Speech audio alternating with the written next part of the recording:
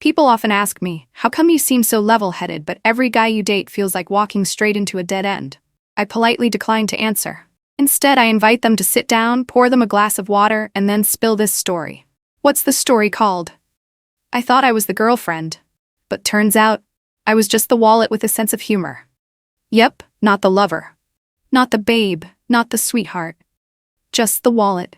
The kind that talks, cooks, gives hugs every night, and sometimes gets promised a sweet future, as long as I'm willing to open it up at just the right moment. This whole thing kicked off at a tiny, cute financial workshop held in a super trendy co-working space in Austin. The theme? Financially independent women before 35. Sounds fancy, right? I signed up because I'm the type who likes to take charge, be independent, and secretly believed I'd never be wrong about who I fell for. Spoiler alert, I was dead wrong. That day, I walked in, all eager to learn, rocking a bodycon dress that hit below the knee, ready to take notes. And there he was, sitting in the last row, rolled up sleeves, clutching an old notebook, with that "I've got this all figured out since my past life" look on his face. I've never seen anyone so quiet, yet giving off such strong attraction vibes. And that's when I should have turned around and run. But nope. Not only did I not run, I marched straight into the mud. He didn't say much. It wasn't until the coffee break, well actually detox water folks, that he casually asked me a question, which looking back now totally gave me weird vibes. Are you choosing your business model based on emotional insight? Wait, hello? What? But at that moment, I actually found that question kind of charming. You think I'm way too clueless about guys? Sounds ridiculous, right? Have you ever been so dumb in love that you lost all sense? If yes, welcome to the club. Sorry for rambling a bit. Hey, but sometimes a little nonsense makes life fun, right? Now let me continue with my epic love fail story. I run an online flower shop, my own boss, handling everything from deliveries to customer replies. Income's not bad. Customers say the flowers are beautiful, and honestly, I kind of felt like I had my act together. And him? He told me I was like a cactus. Looks soft but stubborn, able to survive even when nobody waters me. I didn't know whether to be mad or touched, so I chose to nod. And of course, I invited him out for dinner. Who paid? Me, because I invited. Next time, me again. Because I make the money, I'll take care of it. And the time after that, yep, me again. Because he felt awkward, but whatever, let me be happy. See the pattern? I did. But back then, I called it proactive love. And it keeps getting worse. I wasn't just clueless about food dates. Nope, I was clueless. On a whole new level. Keep listening, and you tell me if my dumb in love meter crosses the line of normal or not. Back to my love fail saga. Has anyone ever caught themselves thinking they're in love, but really they're just starring in their own dramatic movie? Because I have. I even wrote the script. I'm the one helping the man chase his dreams. I'm his support team. I'm the sunshine, the breeze, the light at the end of his financial tunnel. Then one fine day he says, I want to develop an app for the creative community, but I need funds for running ads. Can you help me out? The amount? $10,000. Yes, you read that right. $10,000. American dollars. You think I asked for details or double-checked? Nope. I even opened my wallet super casually, eyes sparkling, and said something that every time I remember makes me want to punch myself. You don't have to pay me back. I believe in what you're doing. You might laugh. I laugh too when I look back. But at that moment, I said it with all the faith of someone who thought they were loving the right person. I believed I was the girlfriend, and girlfriends help each other, right? Right? But only if you're actually the girlfriend. That night, after the transfer, I lay awake until 3 a.m., not because I regretted the money, but because for the first time I felt my heart sink a little. Like a whisper from inside, timidly asking me, am I really in love, or just sponsoring something I'm not even named in? I didn't answer. I pulled the blanket over my face and told myself, I must be tired. Who knew? I was just getting started on sponsorship season 1. Just getting started. I wish I could say that after that $10,000 transfer night, I slept like a princess who just won the lottery. But nope. I tossed and turned, flipping left and right like a taco rolling on a hot pan. The weird part? It wasn't because I regretted the money. It was because I suddenly realized I had no clue what role I even played in his life. You know that feeling? When you think you're the lead character, but turns out you're just the nameless producer, the one who funded, distributed, and got cut off the poster. The next day I grabbed my phone and texted him a good morning. He read it 2 minutes later. No reply. By noon, I sent a cute sticker. Still silence. That night, I had a mild fever. Headache. Red eyes. I texted, "I'm feeling a bit sick, probably the weather change." He replied with exactly 3 words, "Try to rest." Then disappeared. No calls, no check-ins, not a single sign for the next 3 days. 3 days, folks. If I had died in my room then, the only one who'd find me first would have been the robot vacuum before he even noticed I was offline. And that's when my something's off radar started buzzing softly. I told myself, it's okay, he's probably busy. But that busy was busy enough to completely forget I was his girlfriend, like never mentioned it once. No couple selfies, no hand-holding pics, no in a relationship status on Facebook. Oh wait, guys like him probably use dating apps more than banking apps. Then the whole second phone thing started to come out. One day, he forgot to mute his phone while showering. That thing was buzzing like New Year fireworks. The screen showed Leo Graphics, Jen Workshop, Elise, client. I glanced for exactly 3 seconds. No blinking, no heartbeat. When he came out, I casually asked, "Why do you have 2 phones?" He smirked. "That one's for work, just clients. You don't need to worry." Sounds familiar? Whenever a guy says you don't need to worry, it's basically code for you should definitely worry. The thing is, I never saw him get a single work email. Never saw a single invoice related to that app he's about to develop. No plans, no blueprints, no pitch deck. No, nothing. Just me and my bank account balance getting thinner than a crepe. But I kept quiet, kept pretending, still hoping I was just overthinking. Until I discovered something. I have a camera to shoot flower products. One day I checked the memory card and found some weird photos. Not flowers, not me, but pictures of a hotel room, a dining table set for 2, red wine glasses, flickering candles, tablecloth still crisp with folds. No people in sight. Just a man's hand wearing a small silver ring, the exact ring I once kissed lightly during a Netflix chill session. You get that feeling, right? I didn't cry. I wasn't even angry. I just stood there, like I'd been paused by some cosmic remote control. When I asked, he said, "Oh, that was dinner with a potential partner. They didn't want their face in the photo." Wait, what? What kind of partner has a candlelit dinner in a hotel room? Partner or playmate? I laughed. No reaction, because I still had faith in my own sanity.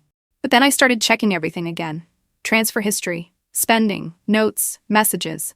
And I realized since I met him, I had spent nearly $30,000 on things related to his development idea, without ever seeing a single line of code, a mock-up, a team, or a single meeting.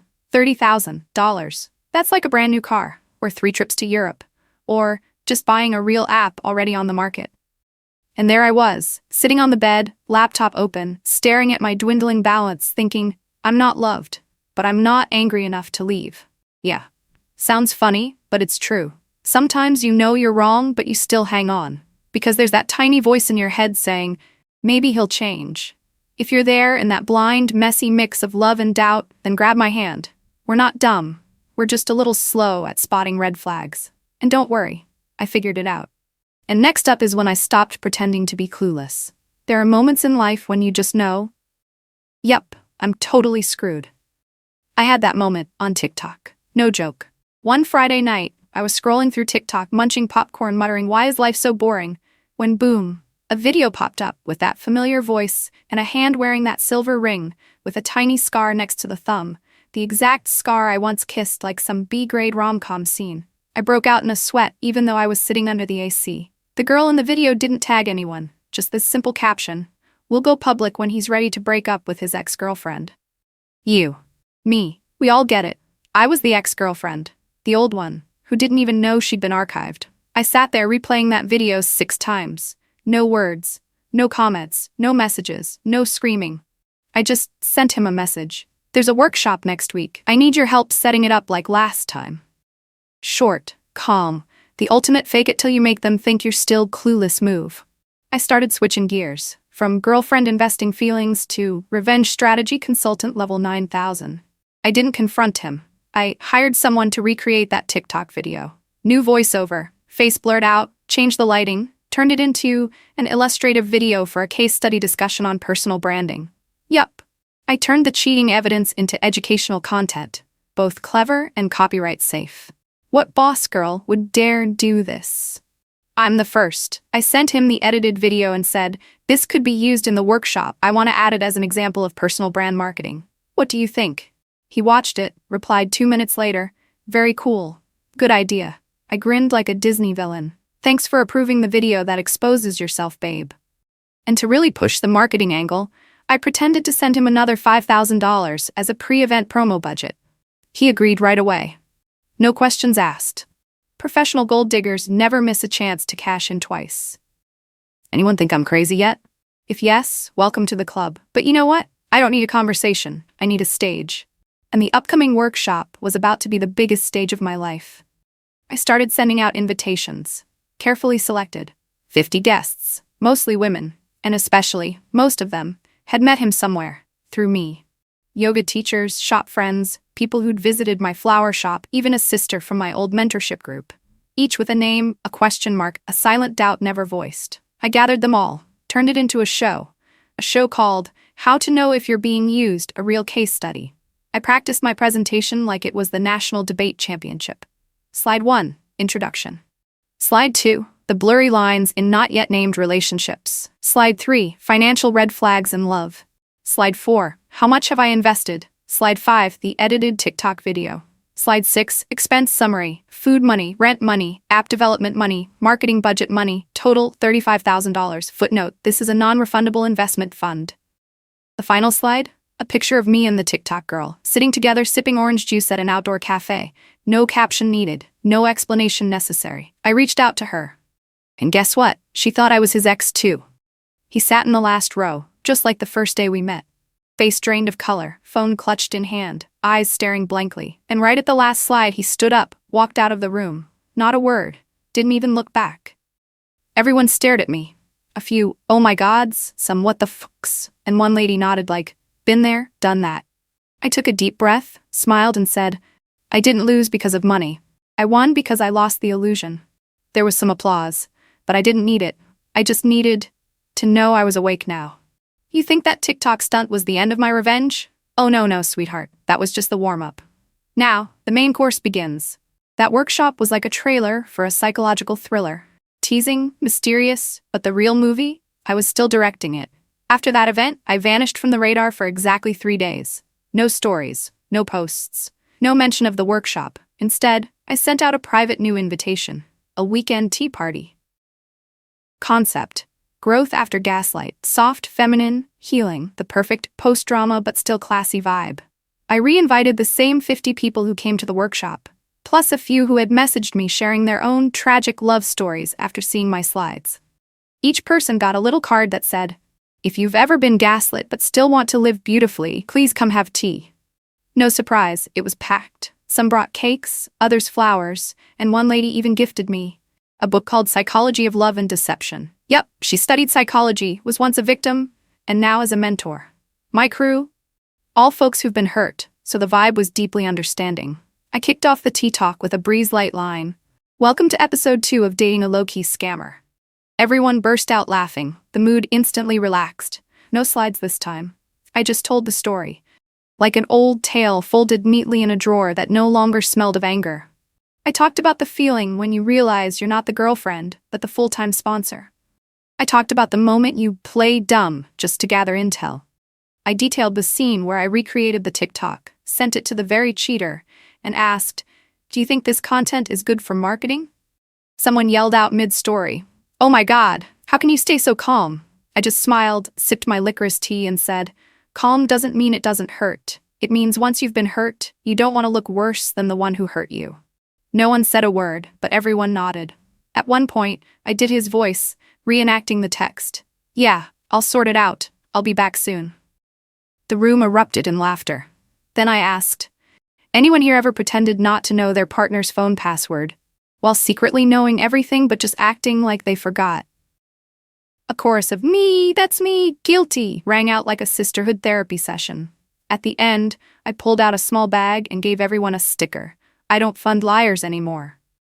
Yes, no fancy quotes needed, just a simple line to remind ourselves. We once gave money, time, and trust to something called love, but there was no love in it at all.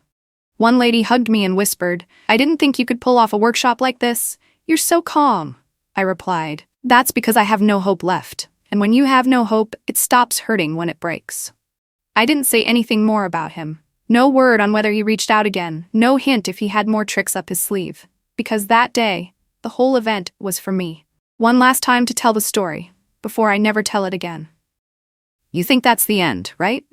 Workshop done, tea party done, healing session done, thought I'd play the heroine who overcame pain and now lives in the light role. Girl, I thought so too. But there's more.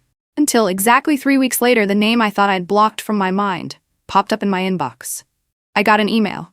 The subject line made me sit up straight and grip my coffee cup tight. I'm sorry, I need money to save the app. Read that again for me. Need money to save the app that's never had a beta test. The app that no one's ever seen a UI UX for.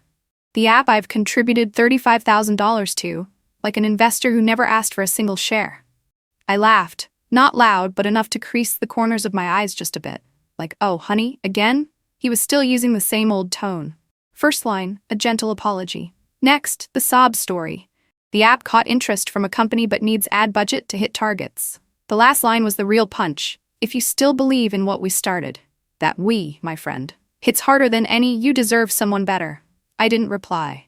Not a word, not a single character. Instead, I forwarded that email to everyone who'd attended the workshop. A silent reply all. Just so you know. Not to gloat, not to seek revenge again. I wanted everyone to see clearly. Some people never learn, even when you hand them the whole lesson. 2 days later, a woman messaged back. His app just got reported as spam on both stores, dead in 72 hours.